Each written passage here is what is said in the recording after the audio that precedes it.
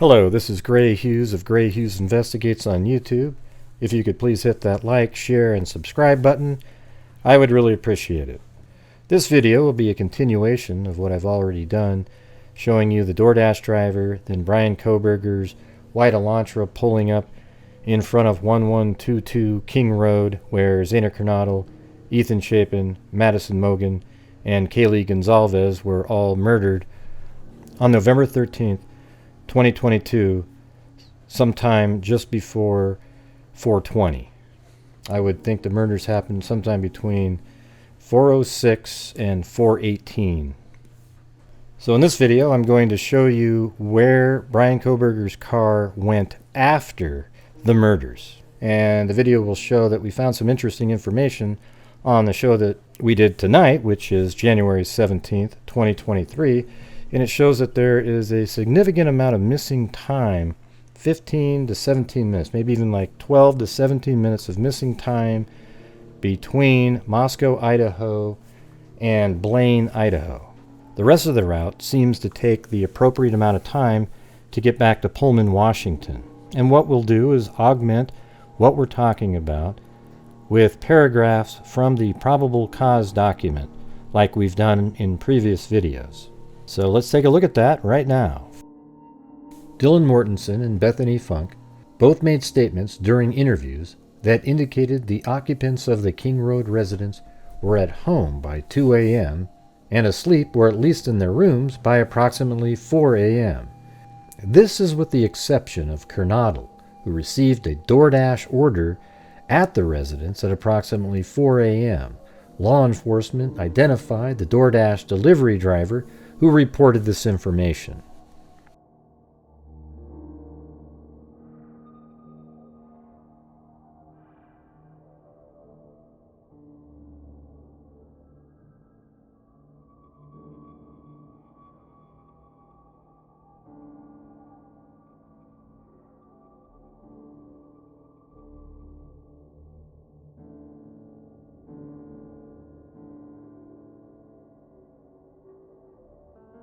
Suspect Vehicle 1 can be seen entering the area a fourth time at approximately 4:04 a.m.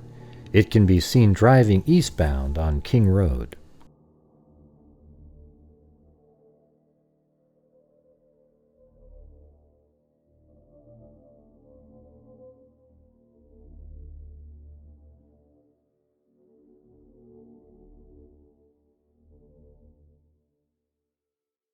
The vehicle can be seen stopping and turning around in front of 500 Queen Road, number 52. As you can see, there's a surveillance camera in the area.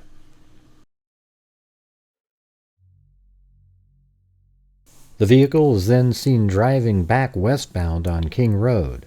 When suspect Vehicle 1 is in front of the King Road residence, it appeared to unsuccessfully attempt to park or turn around in the road.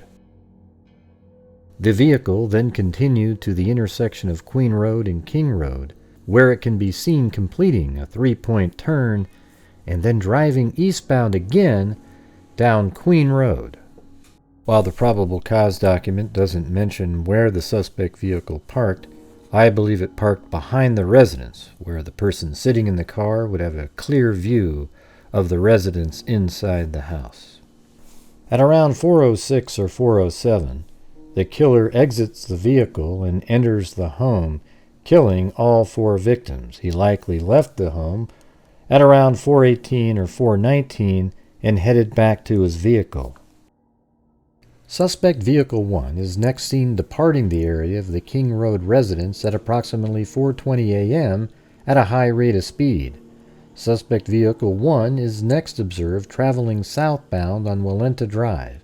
Based on my knowledge of the area and review of camera footage in the neighborhood that does not show suspect Vehicle 1 during that time frame, I believe that suspect Vehicle 1 likely exited the neighborhood at Palouse River Drive and Conestoga Drive. Palouse River Drive is at the southern edge of Moscow and proceeds into Whitman County, Washington. Eventually, the road leads to Pullman. The driving time from 1122 King Road to Palouse River Drive and Conestoga Drive is only 4 minutes, according to Google Maps.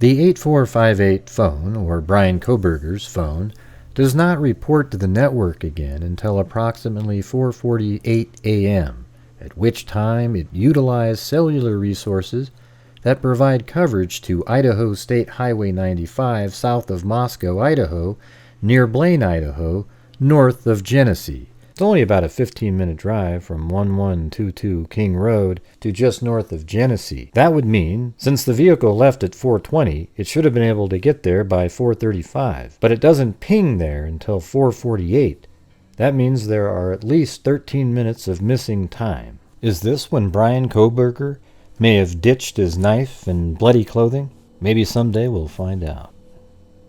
Between 4:50 a.m. and 5:26 a.m., the phone utilizes cellular resources that are consistent with 8458's phone traveling south on Idaho State Highway 95 to Genesee, Idaho, then traveling west towards Uniontown, Idaho, and then north back into Pullman, Washington.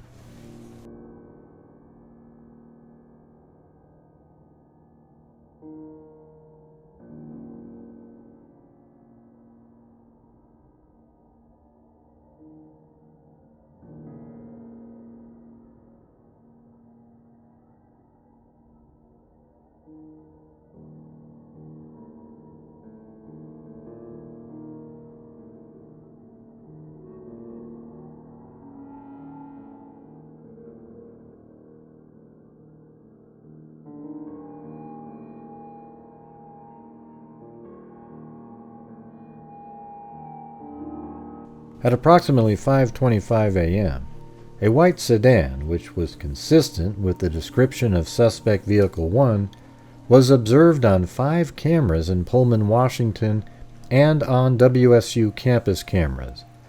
The first camera that recorded the white sedan was located at 1300 Johnson Road in Pullman. The white sedan was observed traveling northbound on Johnson Road. Johnson Road leads directly back to West Palouse River Drive in Moscow, which intersects with Conestoga Drive. The white sedan was then observed turning north on Bishop Boulevard and northwest on SR 270. At approximately 5:27 a.m., the white Elantra was observed on cameras traveling northbound on Stadium Way at Nevada Street, Stadium Way at Grimes Way, Stadium Drive at Wilson Road, and Stadium Way at Cougar Way.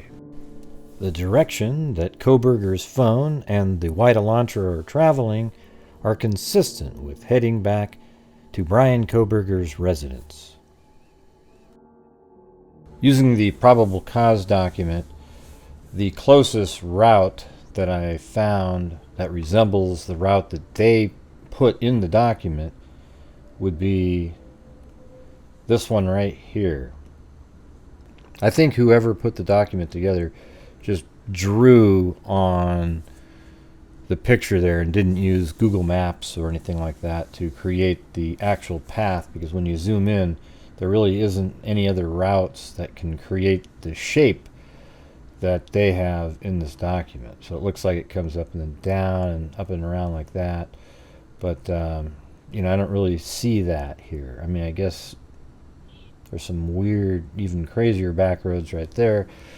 But, I mean, this represents pretty much what they're saying. Genesee is right here, and Uniontown is right there. The driving time is 51 minutes. So just doing the math, if Kohberger leaves at 4:20 in the morning. That means he should be back in Pullman at 5:10 or 5:11. But he didn't get back there till 5:27, so we're missing 16 minutes of time.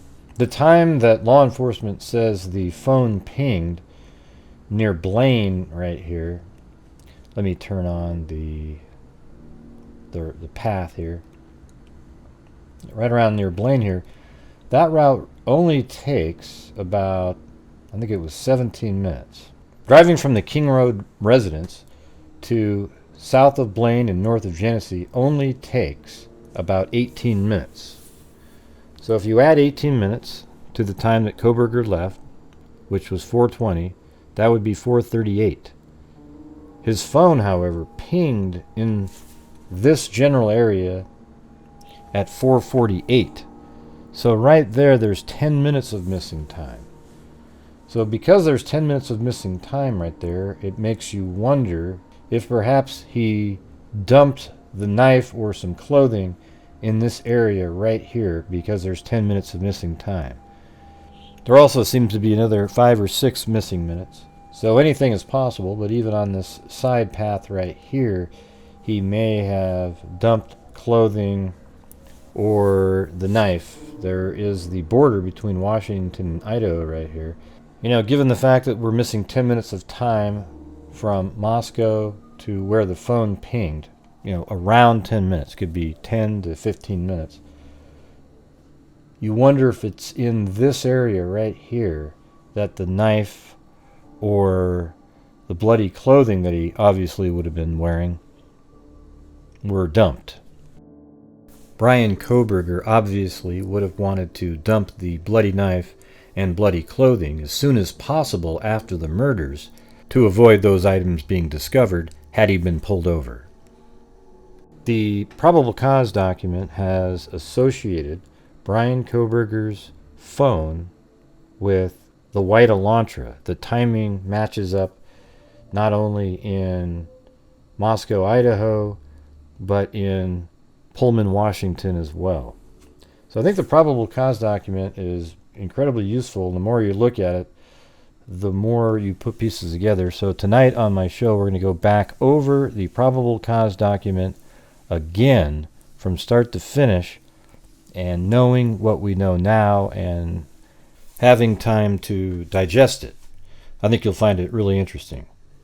And breaking news as of me making this video, the arrest warrant of Bryan Kohberger has been unsealed, so we'll obviously be going over that as well. Thank you very much for watching, and until next time, be safe out there.